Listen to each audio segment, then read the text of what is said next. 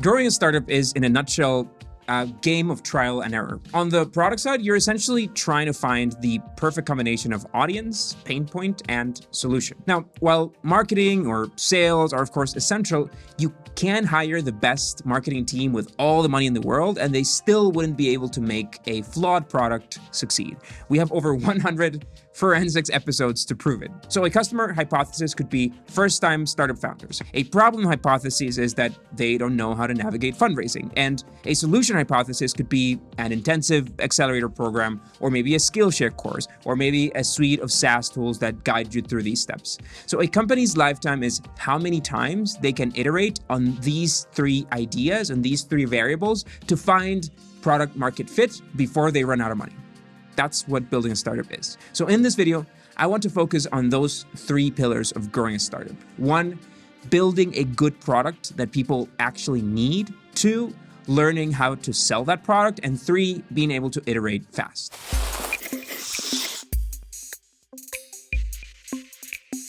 So let's talk about product first with a disclaimer. Now, well, I'm the company's CEO, and of course, I need to be involved with everything. My focus through all of these years with Slidebean has been around growth. I think that you can find product-oriented or ops-oriented or growth-oriented CEOs, and I am definitely the latter. From the get-go, it's been my co-founders who have led most of our product development, with me getting involved mostly on the metrics and the numbers side. Now, with that being said, here are 5 key thoughts on the product. 1, startups succeed if someone lives and breathes the product. Truly great products that transform customer behavior, are built with a combination of a great idea and incredible execution. To build a remarkable product, the CTO or the head of product or the product manager, they need to fully immerse themselves in the mind of the customer. And that is something that you are definitely not getting from an agency or a developer that you hire by the hour. Look at every single unicorn tech company today and look at who their CTO was and when they came into the business. They were a co-founder. Number 2, products succeed if they're essential, not a nice to have. Ask your customers how upset they'd be if they lost access to the product. I'm not taking any credit for this. This is a pretty standard product market fit survey. But if customers are not extremely disappointed, you haven't really reached product market fit yet. Now, keep changing your hypothesis. Maybe a different kind of customer, maybe a different problem, which would translate into a different reason why they would use your product, which is a different messaging through marketing. This brings me to my 3rd point, which is going niche. You can't make a product for every single customer in the world. That's going to be useful for everybody, at least not from the get-go. You have to divide and conquer. Become the perfect product for one specific, very niche group of customers. Find product market fit with them and then move on. This should be an audience so specific that you know everything about them. Our audience is startup founders, majority early stage, usually new to the startup world. They discover our forensics videos and then they move on to more advanced videos about running a business. We are always looking into what other content they watch and why they watch it. If you know them well, you can sell to them. Number 4 is fast metrics-driven iteration, which is absolutely key. Now, fast iteration as a company was one of my key pillars before, but I'm referring to the product at the moment. Make sure that you have a team that can iterate really quickly. Simple details like a confusing sign-up screen or a bad call to action button can be super low-hanging fruit fixes that could significantly change the behavior or the conversion rate of your product. And then number 5, measure everything. The only way you can make educated decisions is by measuring. Make sure that you set up good tracking across your product. The ability to go back and understand what your users are doing or were doing before is truly priceless. Now, this brings me to my next point, which is going niche. Only a handful of products or platforms out there can do a great job at fulfilling the needs of every single customer. Companies usually try to be really good at one thing first and then slowly expand that audience for more users.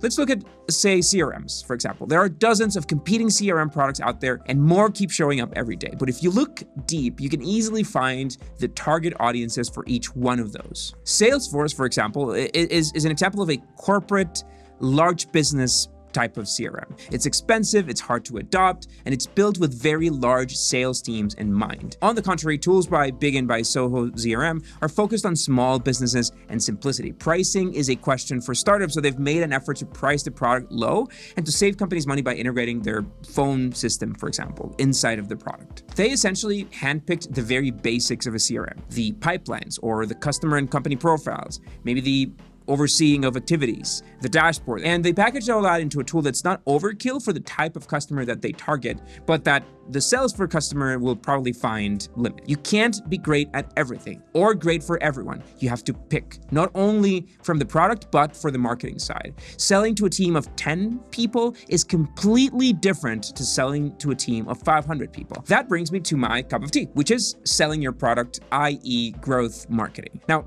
the persona of a growth marketer stands at the crossroads between the product and the marketing or the sales team. The traditional publicity/marketing agency model is so disconnected from the product. They're so good at getting the word out there, at getting people to talk about a product, but they're not great about actual company growth. Growth means not only looking at the best cost per click or the best sign-up rate, it means looking at which campaign brings better customers. Customers that retain better, customers that love the product, customers that are product market fit customers. And that requires looking at the data. We published a video last week outlining every single marketing channel out there, and you by all means should go watch that. But from that, I believe that you can actually filter or qualify and group these channels into 3 large groups. So first is self-service. This is where customers sign up completely on their own, and if there's a paid component to your platform, customers can find that and they can convert without having to interact with anybody. Self-service growth usually applies for B2B, that's end user focused products, and maybe for B2B products that have a low price range, maybe say $100 to $200 a month. If this is you, you probably want to be focusing on bringing high converting clicks via paid ads, or maybe bringing a lot of clicks via organic traffic, which of course connects to SEO and referrals and recommendations out of those 19 marketing channels. And then you want to focus on finding a way to track and project what's going to happen next month, which is of course easier said than done since these are very unpredictable channels before you reach a certain critical mass. Like, for example, a PR article or a website that ranks well on SEO. You can't absolutely control how that page will perform, so you can't predict how that page will perform over the next few months. You'll also live by your landing page and overall by your screen conversion rate. You'll want to be focusing on covering holes in your funnel so that you don't have a leaky bucket from discovering your platform to conversion. Now, the second large group is inbound sales. Inbound sales growth consists of generating leads and then having a sales team that takes them and converts them. Now, leads could be generated via PR or paid marketing or business development, maybe webinars, or maybe even in-person events. But the point is that these leads are funneled to a sales team that need to close that deal. Tech products that depend on inbound sales are usually pricier and almost always B2B. The price doesn't necessarily respond to the product being more expensive to run or the servers being more expensive.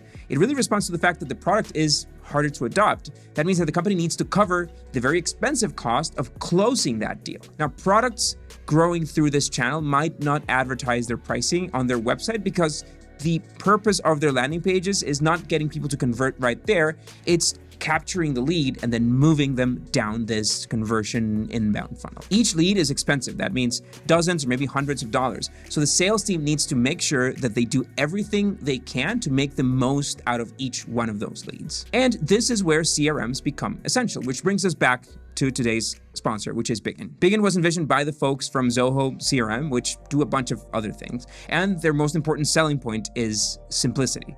On the other extreme, you have those things like Salesforce, which are overkill for most startups. You probably need a course on Salesforce to learn how to use it. So a simpler tool like Bigin allows you to move much faster, to visually understand the stage of your deals, to manage your funnel, oversee your activities and dashboard, automate processes, and even make phone calls straight from the platform. It's also priced startup friendly on a mostly self-service approach at just $7 a month for their Express plan. And you can get 50% off up to $100 on Bigin by Zoho CRM by clicking the link that we left in the description. Now, the last big group here is outbound sales. This encompasses stuff like business development or partnerships or even outbound cold emails. So if you rely on outbound sales, you'd probably be working with a demand generation team whose job is oftentimes to just cold pitch people or to use their networks to get relevant intros to those decision makers.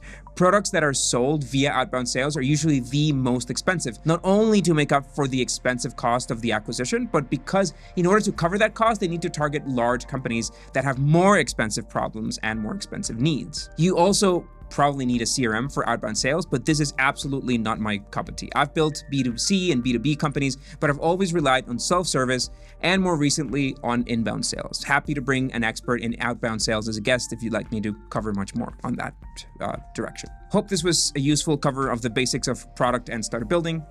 See you guys next week.